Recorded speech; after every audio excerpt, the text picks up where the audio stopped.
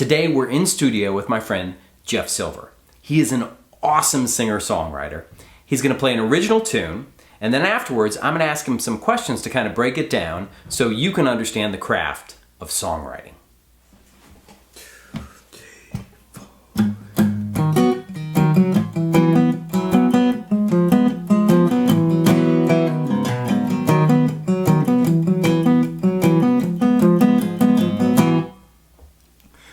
Promised that I wasn't gonna cry. Told myself about 1,000,000 times I'd be fine in a day or two. Some Beyonce and some wine, I'd be over you. Well, it's not working out the way I thought. Can't figure out how to shake you off. You're not worth another cigarette. Yeah, something else I need to quit, but not yet. So I give up, and all I got is another glass of wine and another shard of memories and missing you. I'll be better when it's all over. Highs with you ain't worth the lows. I can't wait till I'm clean and sober. Yeah, yeah, yeah, yeah. Yeah, yeah, yeah, yeah, yeah.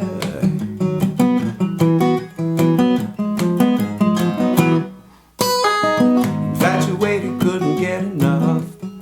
Now coming down from you hurts too much. Can't let go of all the things we've done. That's how I know I got a problem. When hitting you and I fall apart, I wonder what you're doing, baby, where you are. I should be tougher and not giving in, but I can't seem to get you out of my system. So I give up, and all I got is another glass of wine and another shot of memories and missing you. I'll be better when it's all over. Highs with you ain't worth the lows. I can't wait till I'm clean and sober. Yeah, yeah, yeah, yeah. Yeah, yeah. I can't wait for the day. I don't want you, I don't need you, and I won't have to drink my way through all these memories and missing you. I'll be better when it's all over. Highs with you ain't worth the lows. I can't wait till I'm clean and sober. Yeah, yeah, yeah, yeah. Yeah, yeah, yeah, yeah, yeah. Yeah, yeah, yeah, yeah. Yeah, yeah, yeah, yeah,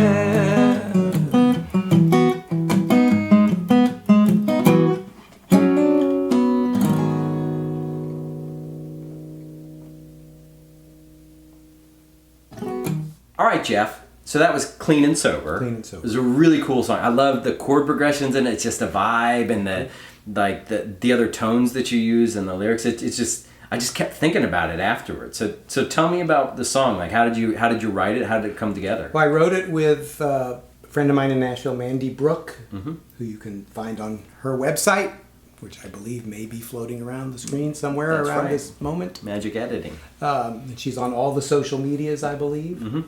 Every single one of them. So we were writing. We'd met through a friend we had in common. So it was just an idea. We started working on. Mandy is an artist herself. So we're trying to write, in my mind anyway, trying to write something for her. It ended up being, I think, maybe it was a different feel than she wanted to go in. There's there's one chromatic chord that's a little weird that maybe outside her style. So I don't know that she ever really went with it, but it's a fun song to sing, even though in my mind it's intended for a woman to sing, since the line about having a glass of wine and listening to Beyonce to get over a breakup. I don't know.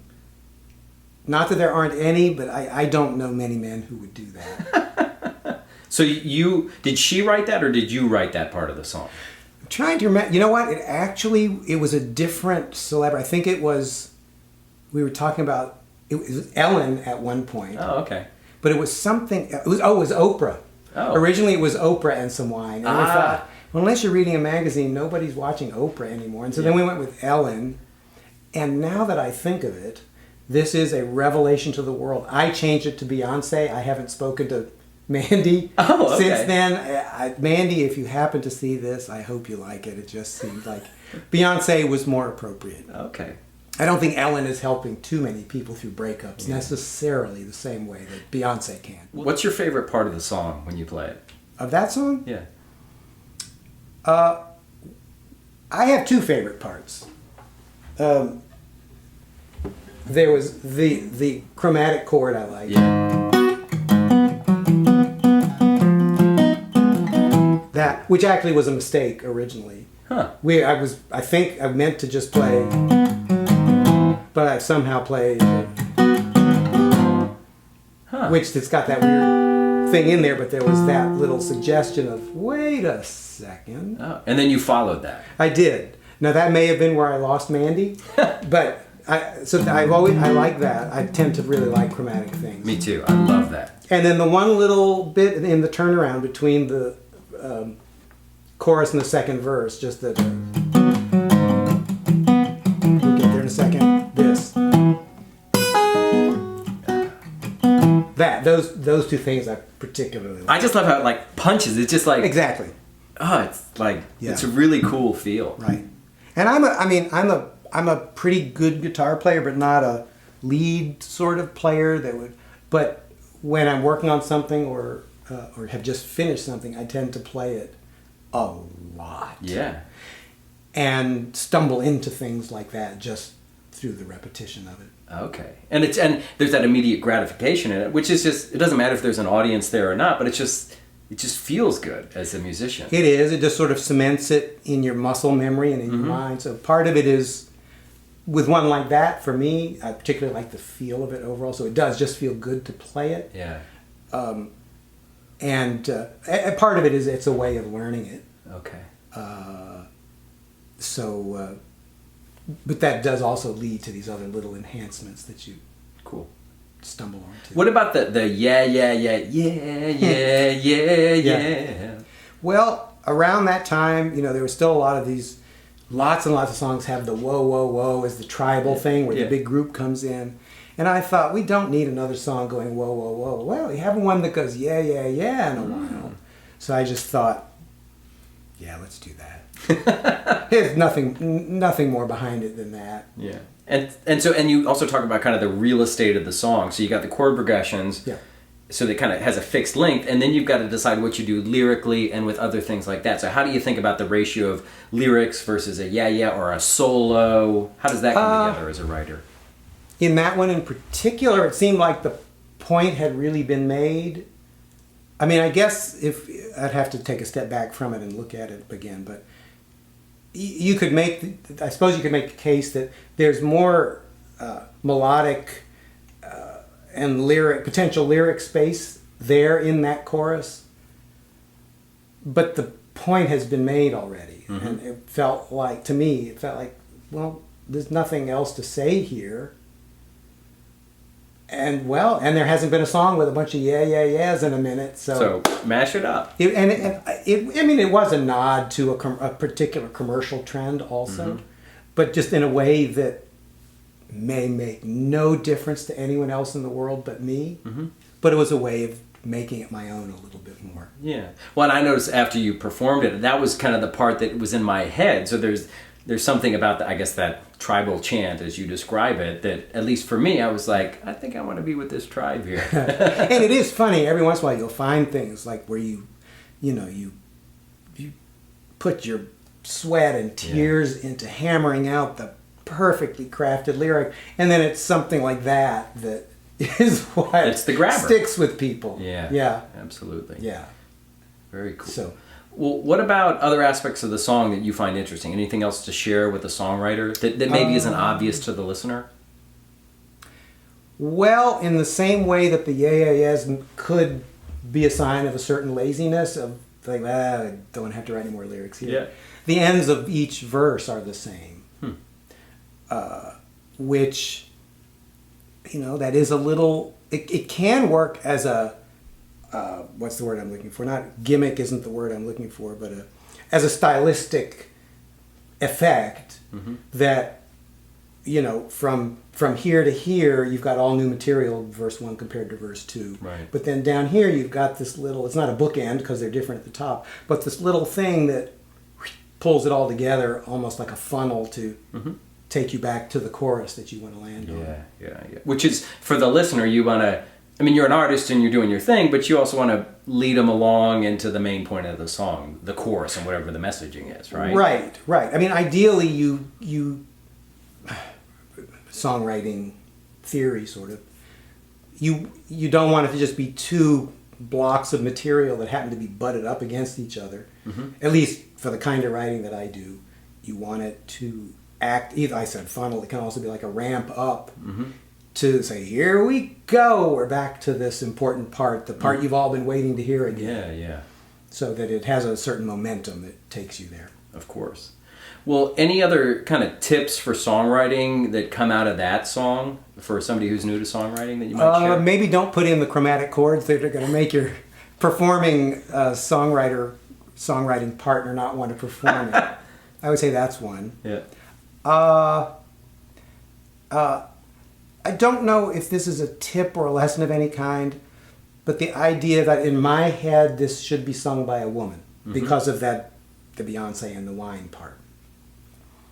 I don't know if there's some alternate lines that could go there that would make it more agnostic, male-female agnostic, or if maybe most people would hear it and think, well, why can't a man drink wine and absolutely listen to Beyonce? And that's fine too. But that's always been a not a question in my mind, but this sense that I have, and because I started out with it being intended as a song for Mandy, it has always seemed like a woman's song. Yeah. But as being one of the songwriters, I can say, well, I like to play this, so I just say, it's a song meant for a woman, but I'm playing it anyway. Here That's right. You just own it, right? I go girl. That's right. What about co-writing? What's the biggest challenge to writing with someone else? Several things. I would say, first, finding somebody that you're comfortable with. It's a lot like dating. You go through a lot of people, and you go through the motions as best you can, and hopefully, you end up having a nice evening. Yeah. But co-writing sessions the same. You're just, you're not comfortable with everybody in the same way. Yeah. Mandy and I worked well together. My old friend Vicki Hopper, and we wrote together for years. And Josh Osborne, who I used to write with a lot, who's now one of the top 2-3 guys in Nashville. Cool. But whenever I would write with those guys, if we each are at this level, when we get together, what came out of it would go like that. There was just something about it. There was a certain chemistry there. Yeah. Certain shared sensibilities, a balancing of strengths and weaknesses. Yeah.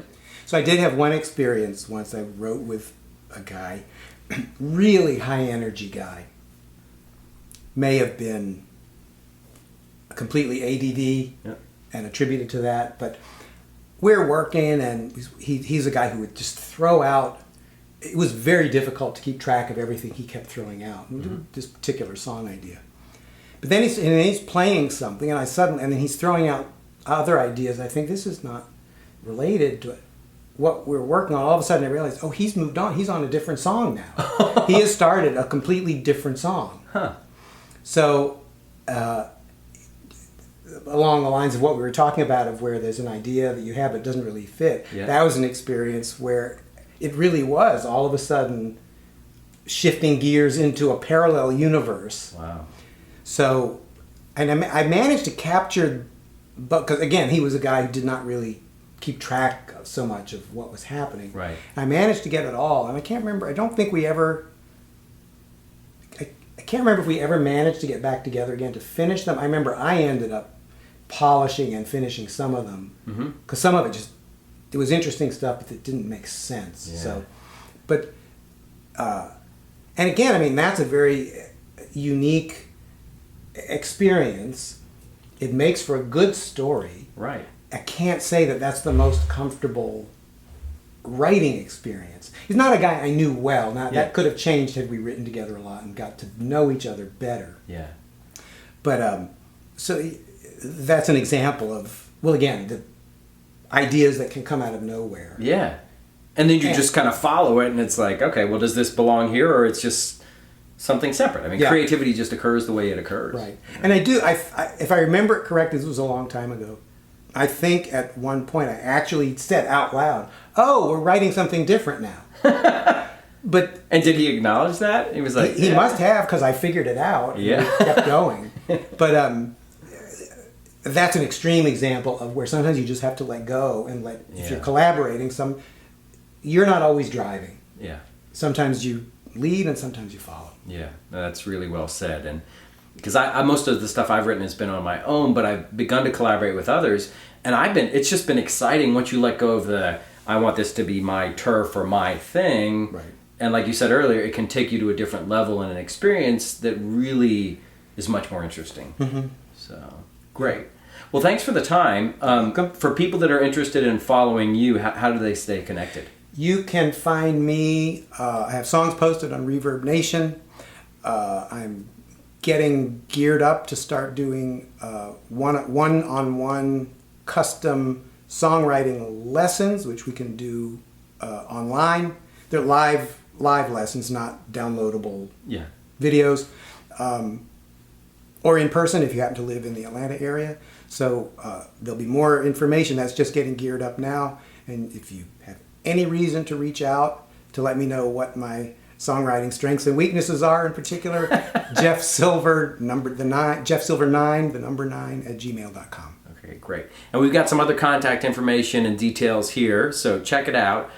Subscribe, share with other people, especially other people that want to get into songwriting. And Jeff is a really talented guy, as you can tell from the song that he just performed. I've seen him live. It's a lot of fun to watch somebody as talented as him do his thing, especially with other musicians. And so just get yourself out there, get connected, and if you sign up with a guy like Jeff, I mean, he's actually picked apart some of my songs. I mean, some love songs about myself and my girlfriend, or some other really personal things that I worked on. But once I kind of allowed that space to open up to let somebody really give a perspective that I trust, it's really powerful. And it'll help you see some other areas you can take, not just that song, but just the craft of songwriting in general. So reach out to Jeff. Feel free to check out what else we got on Chord Savvy, and rock on. Like I said. That's right. Goes one little wrong chord at the end, but nobody will know that. Yeah. I like how you slow it down at the end there, too. That's nice. Oh, at the very, very Yeah, end. just the way you choose to end the song. It's probably because I had trouble finding the string.